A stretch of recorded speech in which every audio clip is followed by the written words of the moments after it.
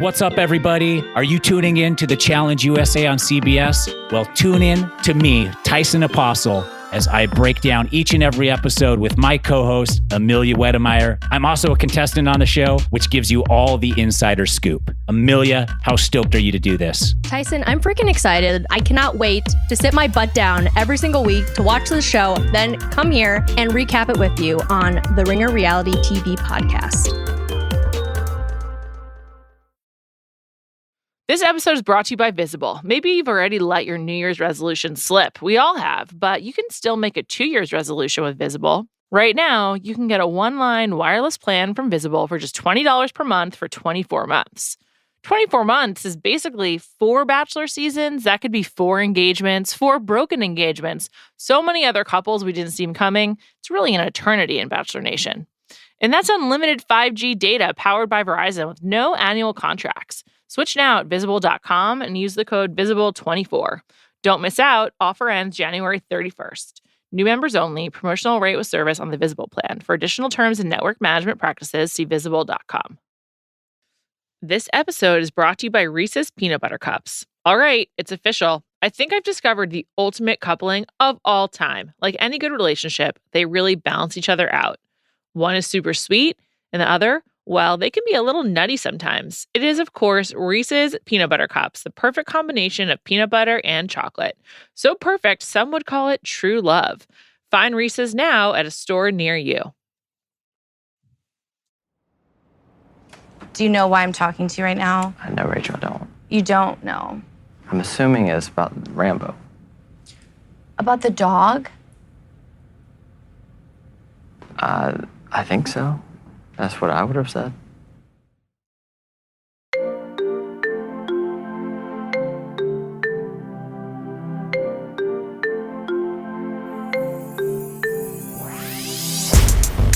Welcome to Bachelor Party. I'm Juliet Litman. I am joined today by Callie Curry. We are traversing the day right now. Callie's in Australia and I'm in New York, so she's in the future. How does it feel? Feels great to be here. I fly back tomorrow and I completely just didn't live July 27th. Like it's just never happened for me. It's really weird.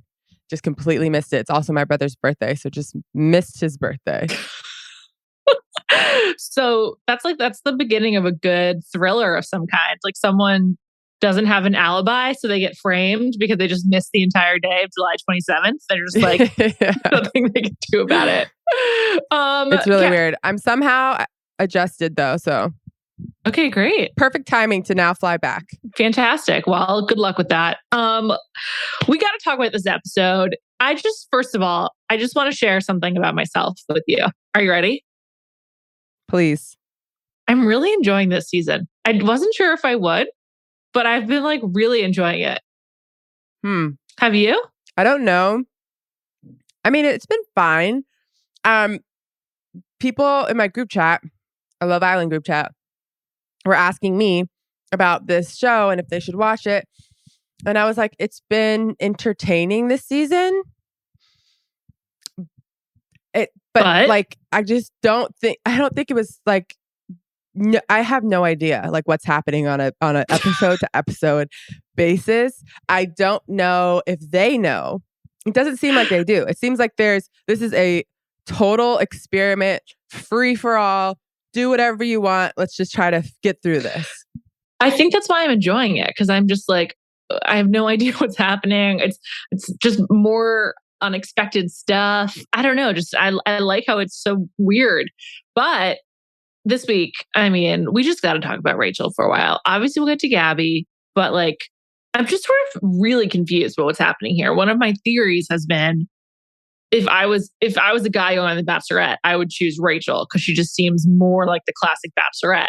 But now here we are 2 weeks in and she's just getting like, she just feels horrible. And she just feels like these guys aren't showing up for her. I'm very confused by what's happening. Who is Rachel? I don't get it. Well, I think we know who Rachel is. I think she's struggling in this environment. She is probably, based off of what we know, she's very sweet, very earnest, as you like to say. Yeah. beautiful, right? So like 9 times out of 10, she's maybe even 10 times out of 10, she is the like hot, popular girl in the room. Yeah. Yeah, absolutely. And she was gonna win the Bachelor until she didn't. Like, what's going on here? I mean, she was like a front runner the whole time. And like, obviously she ended up losing in a really weird way, but she was still the popular girl for 90% of that season, right? Yeah, like absolutely. I feel like this is a whole new territory for her. And it's not, first of all, it's like not necessarily fair because I don't know. It's just, the season is bizarre. So I think she's struggling. I think so too. Let's go through the key Rachel moments from this episode and just try to understand what happened. Right after right when the show opens, the beginning of the episode, one might call it, we see Hayden, and it kind of sets the scene for him to be a jerk. And he talks about how he just used the language that Gabby used. One thing we didn't see, which then comes up later, apparently Hayden was talking about Rachel's boobs, comparing her to his ex-girlfriend, and he was saying that he wouldn't choose either of them over his ex-girlfriend. I wish we had seen that. We did see the clip where he was like, neither one of them hold a candle to my ex. Yeah, correct. We did see that, yes. I also like, I would love more like B-roll from these seasons in general, because I'm like, in what world did he feel comfortable saying that? And it was like a group of them. It wasn't like one-on-one. There was like 10 guys in the room when he said that. And I'm like, he thought that he could say that? I mean, this is a Bachelor trope, though. They purposefully don't show you like the alleged offense or whatever, unlike Housewives, where it's like in black and white or like sepia tones. They show you like Lisa Rinna doing something insane. They make it like a he said kind of thing, and it's all hearsay, and you have no way of knowing what really happened. They do it intentionally, obviously. I agree with you though. I'd rather, like, at least in a flashback, show us Hayden saying that, because it's really fucked up and weird.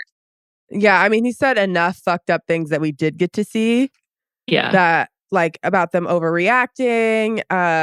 He said bitch at once. So I don't think he called them bitches, which was unless he said something else later. But he did say he doesn't trust them. Bitch. Yeah.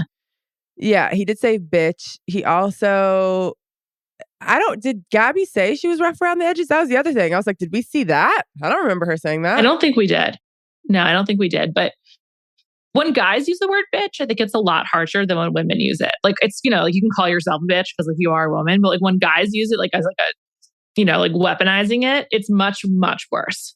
Agreed. I just don't think he was like, she's a bitch. I think he was like, this bitch, which is still bad, but not as bad. You know what I mean? Also just kind of weird. I don't know. Like, I very frequently am I like, this bitch, like, when I do, it's like usually to make fun of someone who's usually a male. Usually, I think I use the term bitch more about NBA players than really anything else.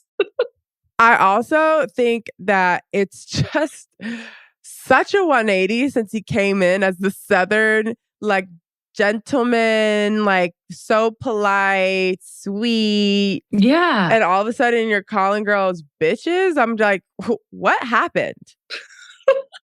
We'll come back to Hayden and his dog that I don't know if his dog's okay, but wishing everyone the best. Rambo. More on him to come. So she picks Tino. Rachel picks Tino for their one-on-one in Paris. First of all, surprise, surprise. Paris for your one-on-one is like one of the best things that can happen. Like, Tino is a lucky man. Very lucky. I just, compared to some of the other dates, I mean, that's so much better. Sure, but I think Tino could literally have a date in a garbage dumpster and I would still be like, oh yeah, he's winning. Because Rachel's so into him, or you're so into him, or both? Rachel's so into him. I'm fine with him. He's fine. Yeah, I think he seems fine too. He said some weird things that I want to dig into. And like in real world, I think he's like, good guy. Yeah. He wouldn't be not my top choice of this bunch. I have a new person that we'll talk about later, but there's still 2 people, or there was one person. Now I think there's like 2.5 people that are far above everyone else. Yeah, I definitely agree. If you're wondering, we're all in on Jason. We'll come back to him. But for the moment, Tino, I went really deep on both Tino and Jason this week. I'm not completely sure why, but it just seemed necessary.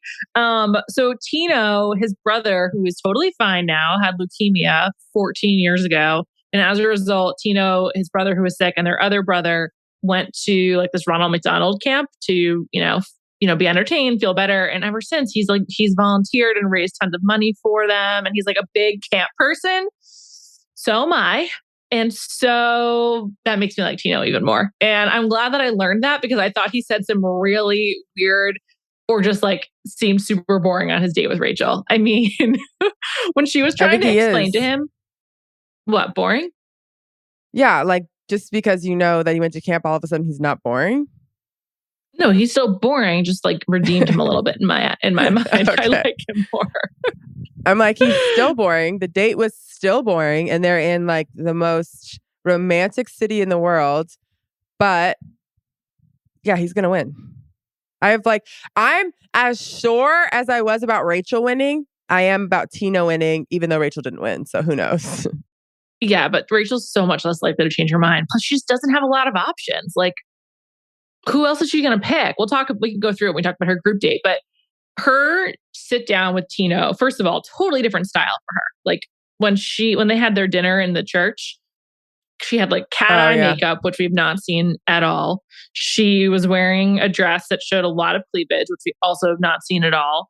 It was like, she was really dressed up for this dinner date. I guess he was too. I was just like, did she watch Moulin Rouge and think that like this is like what you're supposed to look like in Paris, not really knowing what Moulin Rouge is about? I was just like, what is the style they're going for? Once again, it's just perplexing. We're just still on this Rachel style journey. I think it's going to continue throughout the entire season. Yeah, I'm not sure it's getting better. I'm really not sure. Oh, really? Anyway, last week you were really trying to convince me that it was gradually getting better. It is horrible. It's really bad. Her two formal looks this week at the rose ceremony and on the date with Tino were rose ceremony was bad. Really bad. She just doesn't seem comfortable in those dresses. Like it's just like not what works for her or like what's best for her. And on the flip side, Gabby looks great. I didn't like her dress for the rose ceremony either. I think she looks comfortable. Yes, she does. She looks comfortable. I agree. And even in her beret, looks fine. Like her coat was cute. Like she just looks like she's dressing herself more than like Rachel looks like someone else is dressing her. Yeah. Gabby's rainy day in Paris outfit was really, really cute. It's like what you would imagine one to wear for a rainy day in Paris. By the way, I feel like the rain made it even better because they had to like cuddle, like both couples had to like cuddle underneath the umbrella. And it was just sort of like, I don't know. That's bad hair weather, but everything else about it is good, I think. It seemed delightful. Anyway, so Rachel and Tino, she uses their dinner to explain how one of her big fears is that she, because she's so committed to her career as a pilot, she'll have a hard time finding a guy. And I just feel like Tino didn't understand what she was saying the entire time. Like, I just think he was really confused. And at one point when she was explaining how, there's certain like stereotypes about or certain trends with people in her industry and how they get married at a certain age or they can't have a traditional family life, he responded by being like, yeah, people in my industry get married really young. Tino's a contractor. I just don't think that's true. I don't think it's like a contractor thing and they get married really young. Where's Tino from? Southern California. Yeah. Big Kobe Bryant fan. Well, the combination of contractor and Southern California doesn't add up to getting married young. No, not at all. It was so confusing. I honestly wasn't confused in the moment. I think I completely forgot what Tino did. And I was like, oh yeah, maybe his farm work, they probably do get married young.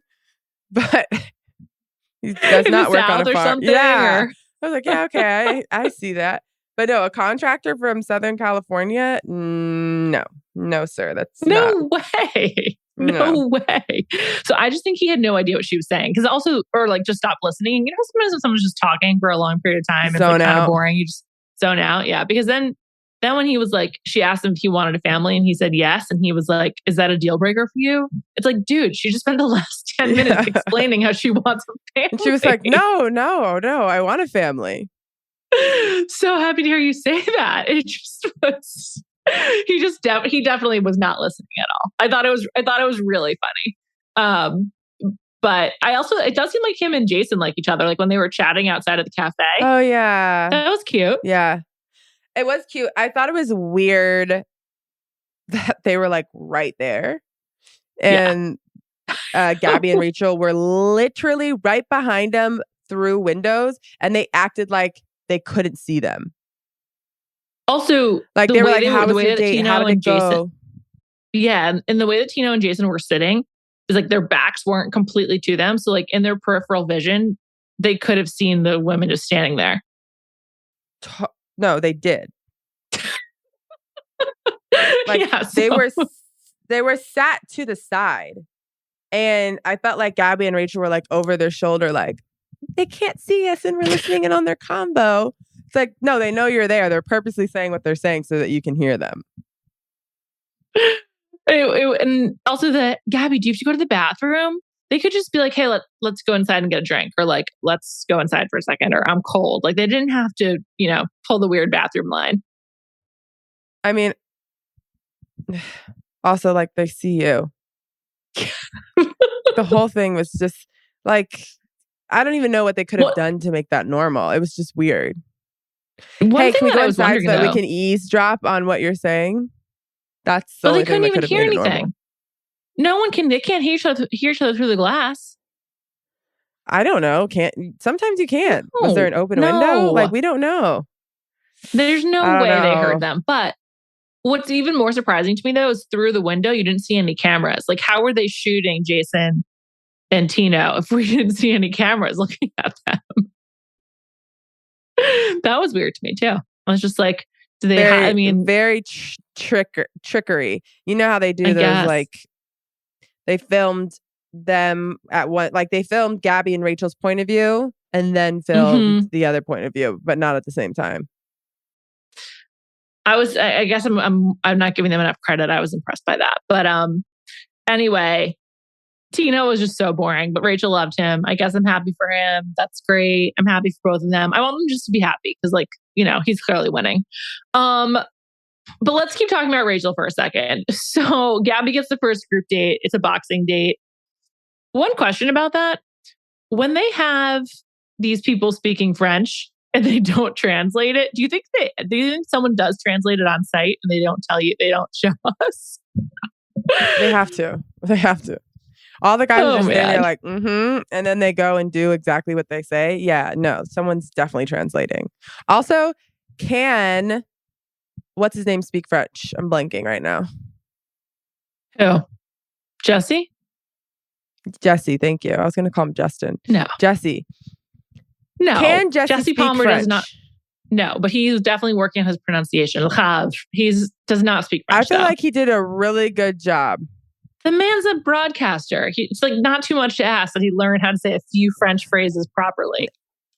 I think it is too much to ask. Most people can't get that accent down. He had it down and was like saying it pretty well. I guess so. Yeah, when he said Le Havre, I was like, oh, okay, good job, Jesse. Quick detour before we come back to what the F is going on with Rachel. I'm disturbed by how large the cruise ship is, the Virgin cruise ship that they're on. I mean, it is so big. I mean, I guess that's just how big cruises are, but I've never been on one or really like thought about it. And it's fucking huge. It's crazy. Yeah, it's very normal. I did not even like it didn't even go across my mind. Like that's how normal it is. I myself have never been on a cruise ship, but you see them all the time in Florida. They're all like that. They're all that size. There's actually like bigger ones. How many people total could be living on this cruise ship for this production? Like maximum 150? Max? Oh God, no, way more for sure.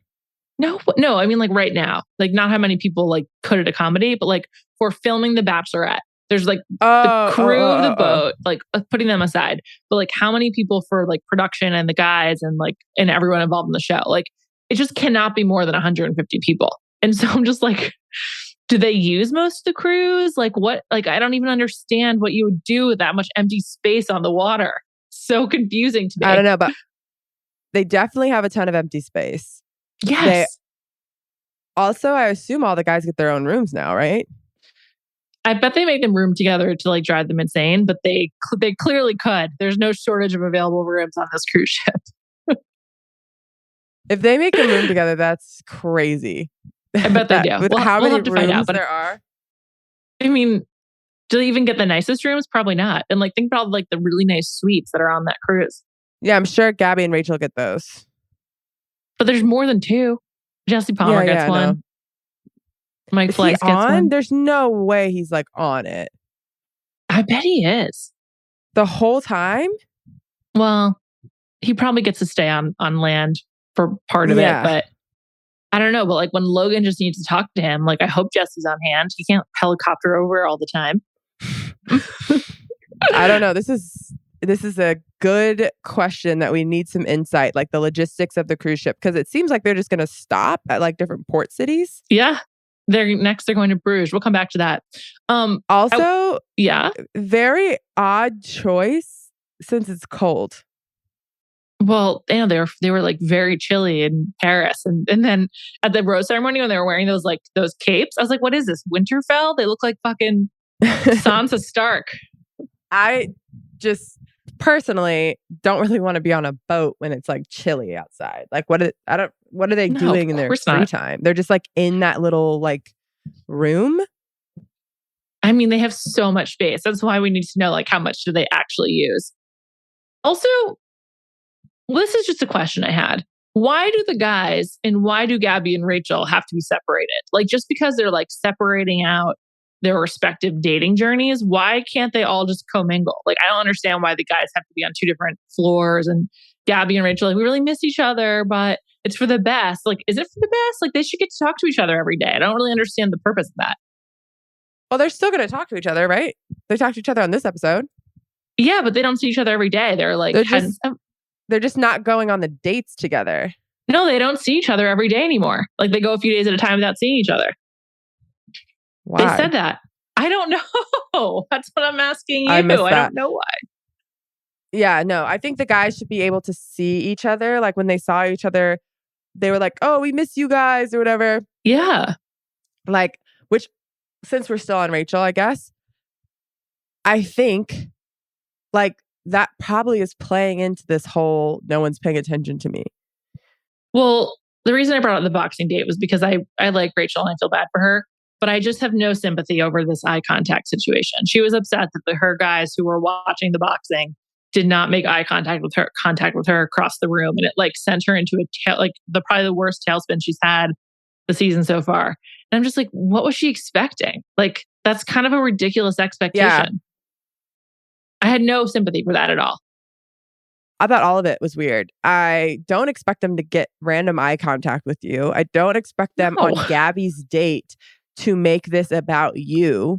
Like they're also just like trying to be respectful of the process. They probably don't even think they can go over there and talk to them since it is Gabby's date. They're seeing guys that they haven't seen in a while and they're fighting. It's pretty natural for the guys to be like, oh, cool, let's watch them fight. There are semi-friends like punching each other. I want to watch and see who wins. Like it was just, I'm like, Rachel, relax. Yeah, seriously, she's really in her own head. And she also, I think, is just, she's jealous of how the guys respond to Gabby completely, regardless of how they respond to her. But when she was like really touched by Nate's introduction to his fight, which that made no sense, I was just like, Rachel, calm down. He's just like, this is like not particularly genuine just because he noticed a few things. Like, okay, so he's just like a observant guy. Also, it's part of the challenge to get up there and say something. It's not like he was like, stop everything. Let me say something and profess my love.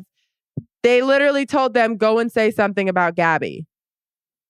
But I think, and she talked about this on her one-on-one date, I think that she's just really insecure right now, and she's probably not used to that feeling. So she's like picking up on like anything that doesn't seem like all the attention's on her. Yeah. And I think that also there's some, clearly there's like, manipulation behind the scenes, but also one thing that happened during the Tino dinner portion of their one-on-one was like, she's like, thank you so much for checking in when he brought up the previous rose ceremony, but he actually didn't ask her a question. He never said like, how are you doing? Or like, are you feeling better? So I just think she's like so concerned about how they're viewing her and like their perspective based on what it looked like. Yeah. And so that was just ridiculous. And that's why she should be able to talk to Gabby every day though. Like I feel like she wouldn't be as crazy. Yeah, but like also, don't you feel like, I don't know, like the conversations with her and Gabby have been, this episode wasn't bad, but like the previous episodes has been all about like one of them really struggling and how bad things are. Yeah, but I just think that like in terms of mental health, talking to a friend who can support you would probably help you from spinning out the way that she did. Yeah. Yeah. Yeah, maybe. I just think they also kind of like feed on each other's negativity. Like, when she came back and she was like, Hayden said this and this was before Hayden got eliminated last week. Like they both were like, oh my gosh, who do they think they are? Like they like rile each other up. Yeah. Well, they just share like the highs and the lows, and they don't share like anything in between, I guess. But let's talk about Rachel's group date, which was like one of the worst group dates. It's the art of romance, and they have like 2 romance experts, and they just did all these things that were like so unappealing and like not even funny. Watching a guy that you might be interested in make out with his own fist, no thanks. Rachel smelling their armpits, absolutely not. And then like flirting with everyone watching you, so uncomfortable. It led Zach to almost strangling Rachel. Like that was just like such an awful date, but they didn't show anyone having fun. Yeah, there wasn't like a bright spot in the date. I also just like there wasn't an ounce of romance. No, none. Literally none. Like I would have left that date and been like, I don't think any of these guys are the one for me. Is smelling armpits romantic? No, but like, is it actually, or is it just something that they came up with to make them do like weird stuff? The only point of reference I have is when Oscar Isaac smelled Jessica Chastain's arm last year at the Venice Film Festival, and that went viral. So I don't know, maybe for some people, but like I guess you're supposed to like be attracted to each other's like scents as like part of like the pheromone situation. I don't know, but is that I just don't know. No interest in smelling. Of course not. So gross. And she didn't really seem into any of those guys, and they did not seem to be having fun with her either. So also flirting isn't just something that you're like flirt. I know. Like you have to flirting feel it. Is like having a No, not even just feel it. Like it's not something that you just like go and do. Like it's like you're in a conversation and you can start doing it. Like I don't even like the action of flirting. Like the only thing I can think of is like, batting your eyelashes. Like there isn't like running. You can actually like go take off. Like there's an action that you can do. Flirting isn't like a specific thing. It's like in the moment you can do it. Yeah. So with Zach, when they were like flirt, I'm like, yeah, what the fuck is he supposed to do right now? So he tries like dancing, and I'm like, yeah, I don't know what I would have done. Like, no, but a guy too. Like if you're a guy, Juliet, flirt. What are you doing? Hey, I think how you doing? Pick up line. Yeah, like some kind of which is just as cheesy. I would have rather been choked. I would have rather been choked than a pickup. Like he was trying to do like some physical touch. Like I feel like that's what he was going for. Obviously it didn't fully translate, but also Rachel being like super uptight and like about it didn't help. Like if she was more like loose and like flowing with him dancing, it wouldn't have been that bad. Rachel's just not thriving. That's the issue. You're right. Like she just was having no fun at all, even though she said at the end she was. Like and you could see it in the rose ceremony too. When she's talking to Hayden, she's just like, fucking get me out of this conversation. Like she did not give a shit about Rambo, his dog. And she was just... Yeah, she was like... she was like, thank you so much. It was so clear. She's like, thank you so much for sharing this with me. Thank you so much. Okay, bye. Like, bye. She did not care. I was laughing when he like was talking about it, and then Tino just walked up and was like, hey, can I interrupt? And Rachel could not have gotten up faster. I know. And so, everyone noticed. Hayden to Hayden's defense, I understand why he was a little pissed. That being said, I was not fully paying attention to Hayden either during this conversation. And so I thought he was talking about his grandfather. Like I missed the dog piece. And so at first I was like, whoa, that was really rough. Like she should have like given him a little bit more empathy and like stayed. And then they started saying Rambo. And I was like, his grandpa's name is Rambo? And then when she called him back and she was like, do you know what this is about? And he was like, well, I assume you're talking about Rambo. And she was like, the dog? And I was like, that's what I missed. A dog makes much more sense than a grandpa. I really enjoy that. I'm not a dog lover. I don't wish death upon any dog. And I hope that all living creatures thrive. But I thought it was pretty funny how she was just like, without saying it, she was like, I don't give a shit about your dog. That's basically how she responded when he brought that up. But also like, I am a dog lover. I'm probably like, I feel bad. Like, I don't know you that well, Hayden. I feel bad for your dog, but like, you're going to be okay. Also, he was sharing that story as evidence of like how much he was excited to be dating her and glad to be there. And it's also on the flip He's like, side, you should know how badly I want to be here since I left my dog that only has a few months. I'd be like, well, what? maybe Hayden, don't come on if he means so much to you. Like, that's okay too.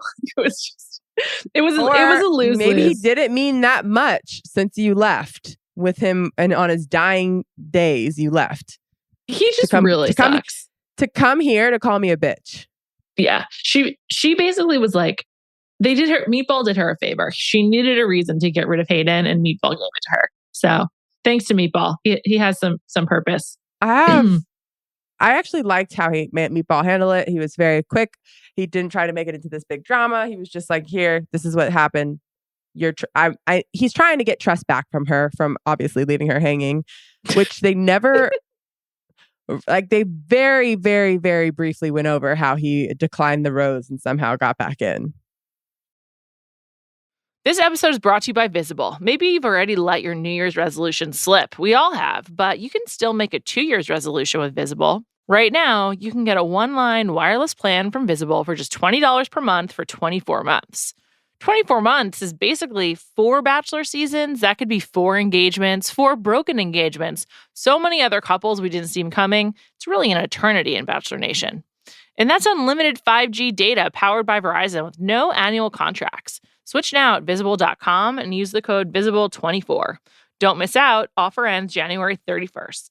New members only. Promotional rate with service on the Visible plan. For additional terms and network management practices, see Visible.com. This episode is brought to you by eBay Authenticity Guarantee.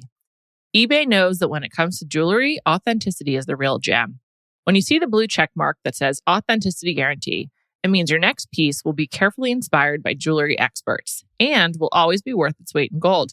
Whether you're looking to make a statement or build the perfect everyday look, eBay is making sure you get the real deal. With eBay Authenticity Guarantee, you can trust that jaw-dropping piece will always arrive jaw-droppingly real. Ensure your next purchase is the real deal. Visit ebay.com for terms. This episode is brought to you by State Farm. You might say all kinds of stuff when things go wrong, but these are the words you really need to remember. Like a good neighbor, State Farm is there. They've got options to fit your unique insurance needs, meaning you can talk to your agent to choose the coverage you need. Have coverage options to protect the things you value most.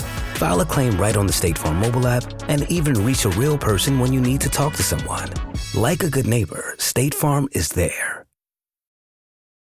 I have a question. So this is a disaster. She still has Tino, Tyler, Avon, Meatball, Zach, Ethan, and Logan. Ethan, excuse me. I was about to say Ethan is Meatball, but he is not. Ethan is the marketing professional who's like gotten to speak like 3 times. Is there a chance Rachel doesn't finish this out? Is there a chance it becomes Rachel and Tino and she's just like, fuck it, we're done here? No. No? None? I don't think so. No. Okay. She seems like a rule follower. I can't know, but imagine her pulling a Claire. She's just not thriving. Like I just really feel for her. I like her and like, I can't even defend everything. I think she would have done much. Well, this is the thing. One, I think she would have done much better if it was her own season. So that's first. Because I think them having to compare each other against each other. Did I say that right? Yeah. Yeah. It's hurting both of them, not just Rachel. Like last week, it was Gabby. Like it's hurting both of them. It's not allowing either of them to feel like fully confidently in themselves, which I don't like. So that's one. Yeah, it sucks. 2, it seems like this group of guys was heavy on, which might have been purposeful. I don't know. We don't know what these producers are trying everything, but the guys seem heavy on Gabby's type and not really on Rachel's. So if she had her own full season where all the guys were picked based off her preferences and they picked a whole bunch of Rachel guys, I think A, she would be much more confident, but B, she'd be in a better spot. Like there's maybe out of that group of guys you just named, maybe 3 that I think are actually Tino, Avon, and like Zach.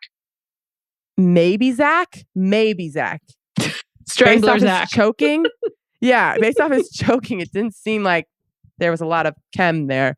But yeah, so like 2.5 guys on her side. I'm like, okay, I could see a future with them. And I'm saying Avon because he's nice and attractive. I haven't seen any real chemistry between them. We barely seen them talk. Yeah, they talked on the football field, but then they just quickly were making out. So wasn't that much going on. Yeah, so let's talk about Logan for a second.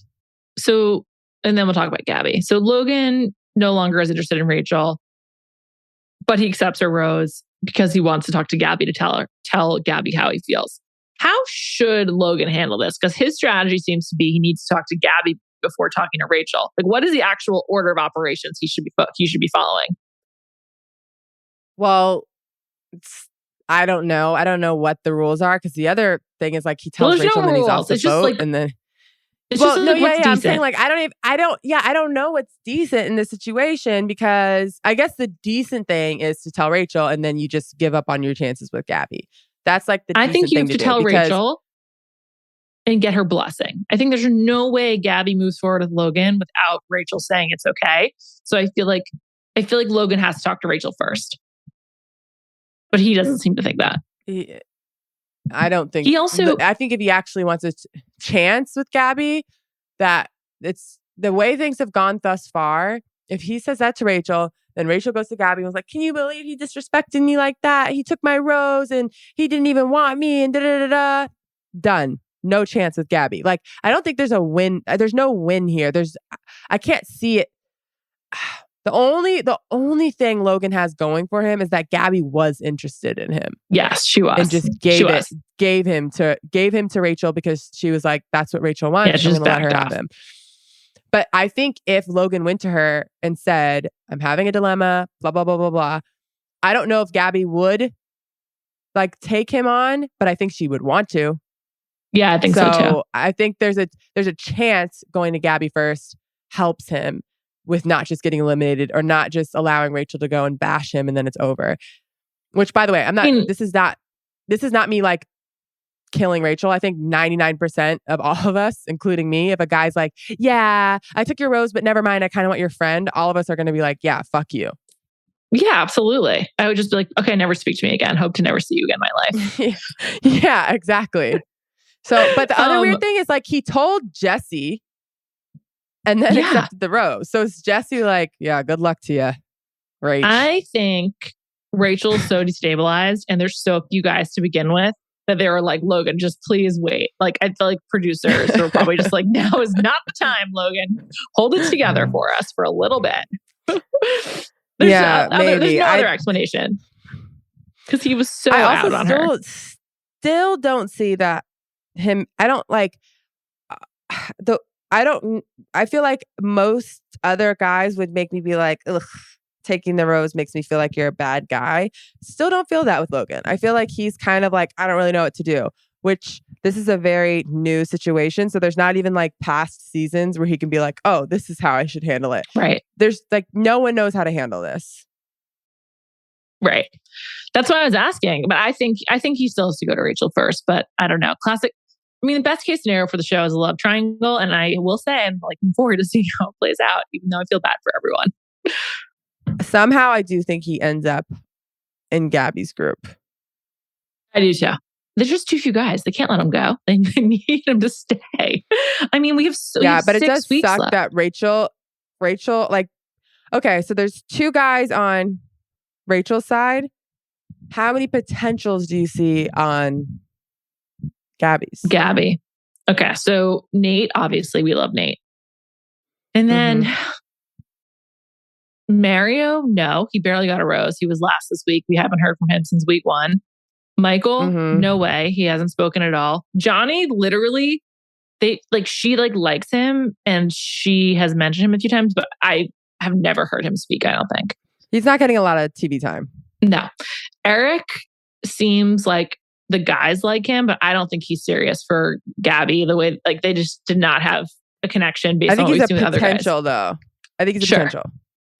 Nate, yes. Spencer, yes.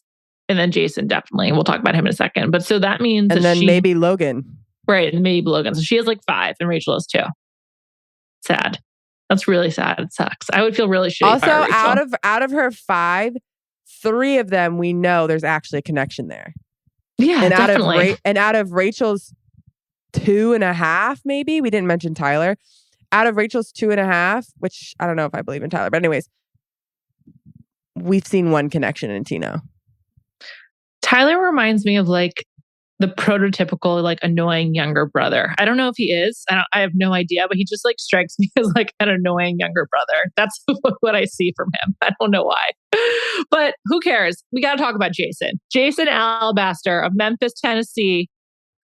He, of all the therapy, fucking love Jason. He and Gabby went on their Paris one-on-one, and Gabby said he's a man of few words. And then when we did get to hear from him at their dinner date, man, did I love it. I love Jason. And then I Googled him hardcore, a real deep dive. I found his work email online and perused his the entire website of his company, his financial company in Southern California.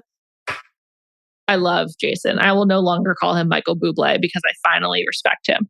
I'm just all in. What was your favorite thing about Jason, Callie? There's a lot to pick from. This didn't happen on the episode, but kind of. I really appreciated how he was talking about how he is private, and I was thinking about how his socials are private, and I'm like, literally, no one comes on this show and makes their socials private. They are trying to get as many followers as possible, and doesn't seem like he cares about that at all. If I'm Gabby, that is the biggest green flag in the world. What are you here for then? That means you're here solely to see if you have a connection. And if you don't, you're probably going to want to go home. But doesn't seem like he's there for anything else. Like, to me, everyone else, even guys we like, they want the followers. They want the fame. They want to be able to become influencers. That's part of the shtick of The Bachelor and Bachelorette. He's not doing that. Yeah. How is that not a green flag? No, I totally agree with you. He just went public with his Instagram, but his LinkedIn and his Twitter are both private. There's like not a ton of information about him, and he should be Googleable because he is like, they made it seem like tennis was a hobby for him, that he like had some emotional complex around, but he's actually a really accomplished tennis player. He was a 2-time All-American at Rollins College. He's like been playing his whole life. He's also like he's really family oriented, spends a lot of time with his family. He seems great and just like a pretty normal, legit guy. Also, like, I loved how he was specific about the kind of therapy he does, about like his like the inner child work. I was just like, this is not like some bullshit. He was like, he was talking about really what he's doing. It. Yeah. Yeah. Also, just to note, Rollins is a very good academic school. So, well, obviously, even him, the way he was talking about therapy, he's obviously not dumb. Smart. He's a smart guy. And seems like his pockets are pretty full. He's definitely rich. He seems like he grew up. He's from Memphis, Tennessee, though he lives in Santa Monica now. I like a Southern guy who doesn't have a really strong accent. I just feel, I don't know why. That's like a terrible bias. I'm not like against the accent, but there's something about it where it's like very unassuming. But yeah, he's clearly from like a wealthy family and now he works in finance. Most people who play tennis, the financial barriers to being really good at tennis are pretty significant. So most of the time. Also, he went to a school. I would wonder what the statistics are, but I would assume, having grown up around the corner, that like 80% of the kids that go there, and that's being generous because it's probably more, come from like pretty well-off families. Like, what's it called? I'm not good with this type of music, but one of the Beatles' daughters like went there. It's like that level. One of Paul McCartney's daughters? Yes. Cool. He has two. Stella. Yeah. Actually, Stella, Mary, maybe one other. I'm a recent Beatles fan as of like the last 6 months since I watched Get Back on Disney Plus. And so then like when I would get really into something, I basically like just try to learn everything possible and become really obsessed and learn a lot of facts. So I have a lot of Beatles facts if you need them. Yeah, it's like a very expensive area, very like cutesy town, but it's like pretty rich school. Rollins College in Winter Park, Florida, in case you're wondering what we're talking about. I don't know if you said it. Anyway, he seems great. All of that good. Yeah, all of that good. The way he was talking to her, I just thought, how many times on any of these reality television shows do we watch where they have like that in depth of a conversation about something that like is real in the real world? So it's not just one. Yeah, and it's not just one person telling their story. Usually on these shows, you hear one person telling like the worst, most dramatic thing that has ever happened in their life, and the other person just being like, yeah, oh my gosh, I'm so sorry. Like this was like a back and forth of like their experience in therapy and how it's helped them become who they are today. That's not normal. Also, I felt the way that Gabby was talking to him about her relationship with her mom. The fact that she didn't feel like she needed a moment the way that she did with Eric when she was telling him indicated to me that she felt like it was like a comfortable and like safe space where she wasn't so self-conscious and like she could just kind of explain it to him and he understood the language she was using because he's also been in therapy and it was pretty special. It was great. Yeah. Also, it was great. I like that they had some real like first date awkwardness as well. Like when she said, "Did you enjoy your break?" And break in the middle of the day. And he was like, "Yeah, I took 2 showers." It's like, really? Did you? Okay. And then she was like, "Yeah, these European showers, they're weird because they won't go above 40 degrees Celsius." And I'm like, hotter. Like 40 degrees Celsius is really hot, by the way. That's like 100 degrees 100 Fahrenheit. degrees. Yeah.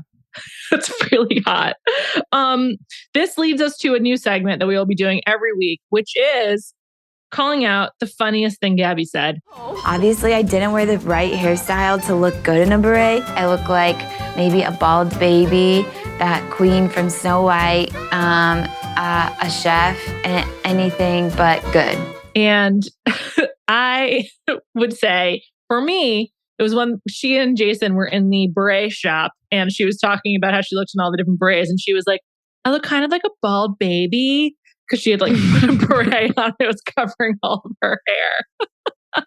It was so funny. I find most of what comes out, she's just so goofy. But my favorite moment was same time frame, but when she compared herself to the Queen of Snow White, because I immediately saw like the picture of her in my head and I was like, wow, like how did she recall that so quick? Like, when's the last time you saw Snow White? That's not like a movie that comes on. You know what I mean? Like Lion King, yeah, I may have seen it in the last 3 years. Snow White, no, especially if you don't have kids. Very, very good callback and on point. Perfect. Yes. She just seems like very real. So we just love Gabby around here. Hope to meet her one day or at least interview her over Zoom, you know? That'd be great. Mm-hmm. I kind of felt bad for her, but not really, that her group date then became all about Rachel. Like I was in my second watch, I was like, did I miss some Gabby stuff? I just feel like not much Gabby stuff happened, but there was actually so little, even with her and Spencer, she chooses him for like the one-on-one time afterwards. And I was like glad to get like a little bit of the Spencer insight. He's a military guy. He seemed fine, but like clearly it was just like so like nothing there that they just were like, oh great, hard pivot to Rachel crying. Yeah, he seems like a really nice guy. I don't think honestly, he seems like he'd be better with Rachel. Yeah, I think so too. He also seems like he'll be great in Paradise. Like fairly vanilla, probably like willing to do whatever. Good looking, can go on dates with like a lot of different women. Yeah. I think he's cute. I liked him. But yeah, no, me too. And then I mean, Gabby just like got totally overshadowed by all of Rachel's drama. I guess you'd rather be the one who's getting overshadowed, but by the drama, yeah. At this point, do you think that Jason could unseat Nate from being number one in Gabby's heart? Yeah. You do? Wow. Huh. I do. I don't think so. I think that conversation. So you think Nate wins? I do. Oh, and also Rachel and Gabby did an interview together last week where Gabby referred to her man, basically like confirming she's with someone. So the only thing I was thinking about this, I feel like with Jason, the fact that he doesn't want to be famous, even though that's like a great green flag, the fact that he has his social media and just all of his stuff like pretty private, like suggests to me that he's like trying to maintain some level of privacy. And I just feel like if you end up with the Bachelorette, you set all your stuff public. You're not going to get that. Yeah. But on the other hand, with Nate, I don't think this is like in any way a bad thing about Gabby, but I just feel like I'm not sure she's ready to be a mom or be a stepmom or like be a presence in Nate's child's life. And so that's like my one hesitation for her and Nate. I don't know. I think because of her life, her experience in life, I cannot imagine her taking that lightly. So I think if she does end up with Nate, that she would take it very seriously. I hope so. I think that's something that she wouldn't just do. Like, I think she would be like, am I ready? Can I do this? This is like, what's going to be my life? That's a good point. Yeah, she would never just be like, yeah, sure, I'll meet your daughter and then never speak to her again or whatever. No. Yeah. Yeah. I don't think she would even like be with Nate. Great option. But we'll see what happens. I could see Logan coming in strong. Maybe. I just think that Jason and Nate, though, are so much better than everyone else. Like, who else could potentially come close? No, I mean, even though she's got more to consider and like Spencer seems like a good guy, like those two are just clearly front runners. I think out of the entire group of guys, that Nate and Jason seem head and shoulders above everyone else.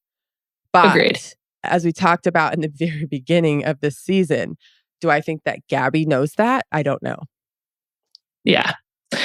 We'll have to find out. Wait. Well, yes? I don't know what week you're on. Week 4?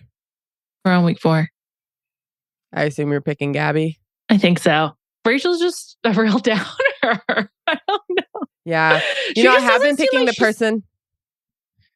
She doesn't seem like she's having fun. She doesn't seem comfortable. She's not happy. And that's just, I think, kind of a self-fulfilling prophecy. But I don't know. I do really like her. I think that like she seems like a great person. But for dating material based on the show alone, I'm definitely picking Gabby. I want to be with the person who wants to have fun.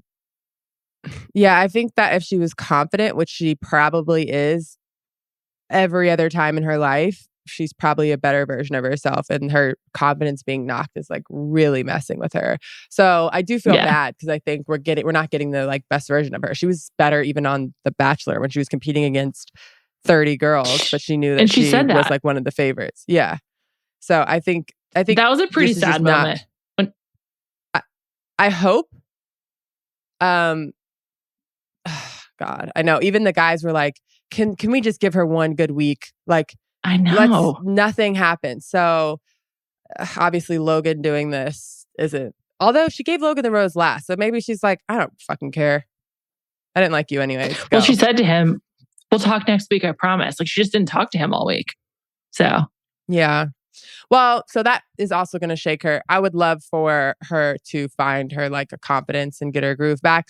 So far, I've been picking the person I feel bad for, but I think Gabby really shined this week. So I'm gonna pick Gabby this week. She really did. I have one last Gabby thought. I was talking to Bill Simmons about this.